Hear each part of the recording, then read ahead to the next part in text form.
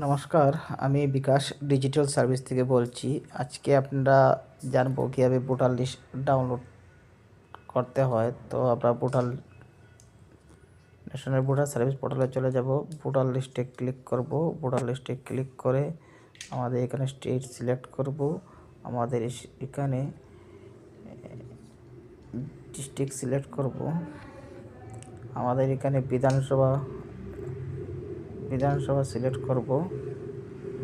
তারপরে আমাদের এখানে ফাইনালি 2025 সিলেক্ট করব। তারপরে আমরা এখানে ক্যাপচা দেব। ক্যাপচা দিয়ে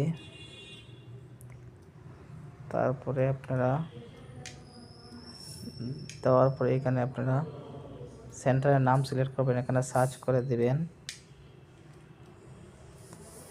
এখানে সিলেক্ট করে তারপর ডাউনলোড করার সঙ্গে সঙ্গে আপনাদের ভোটার লিস্টটি ডাউনলোড হয়ে যাবে।